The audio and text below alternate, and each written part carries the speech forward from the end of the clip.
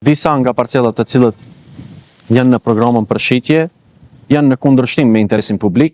Deklarata e kryetarit të komunës Bilal Kasami se një nga moduset e financimit të komunës është shitje e tokës ndërtimore shumë e vërtet. Mirë po kjo nuk duhet të shërbej si argument për shitjen e parcelave të cilët janë të parapara në planin me menaxhim të tokës ndërtimore, pasi që ka disa parcelat të cilët mendoj se më shumë mund të shërbejmë qytetarëve me destinime tjera. Një nga ato parcelat është kjo parcela prapa nesh, e cila gjendet mes bloqesh ndërtesash. Jam kontaktuar nga disa nga banorët e këtyre ndërtesave, të cilët janë kategorikisht kundër që në këtu mes këtyre banesave të ngritet edhe një banesë tjetër 6 katëshe. Kërkesa atyre është që të ndrohet destinimi i parcelës, të bëhet në park. Mendimi gjithashtu jemi ndaj njëri mendim se në këtë bumin e ndërtimit që ndodhet në Tetov, mendoj se nuk është e nevojshme një ndërtim shtesë në këtë parcel. Do ja propozimin tim që destinimi i kësaj parcele të ndryshohet në park dhe Gjelbrim.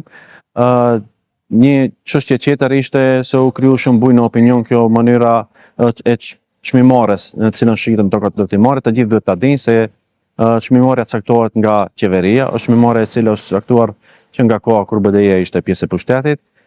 Tash është e çuditshme kjo pjesë sepse ato reagojnë për të njëjtën çështje. Është e vërtetë se çmimet të cilët parashiten për shitjen e parcelave janë shumë të ulta. Në opinion qarkullojnë dezinformata se kjo është bërë me qëllime të përfitimeve materiale jashtë institucionale. Fillimisht, domethënë, dakordohet me blerësin e mundshëm një çmim tjetër, e pastaj, domethënë, zhvillohet ai ankandi elektronik. Edhe pse në Tetov asnjëherë nuk ka pas ankand elektronik për shitjen e tokës ndërtimore, do zotohem si këshilltar komunal që çdo informatë e cila do të vijë për shitjen e ndonjërs nga këtyre parcelave ta plasoj në publik, që të gjithë të kenë të drejtë të barabartë të konkurrojnë dhe të munden ta blejnë tokën ndërtimore. Me participimin e më shumë personave në këtë ankand, normal se do të hype çmimi i parcelave, vlerë e cila do të shërbej buxhetit të komunës së Tetovës për investimet më të qeshme në qytet. Fillimisht, komuna e Tetovës duhet ta mbrojë interesin qytetar apo interesin publik. Jo të mbështes investimet private, të cilët janë në dëm të interesit publik. Disa nga parcelat të cilët janë në programën për shitje janë në kundërshtim me interesin publik dhe do të bëjmë të pamundurën, do të japim maksimumin që kjo gjë mos ndodhe.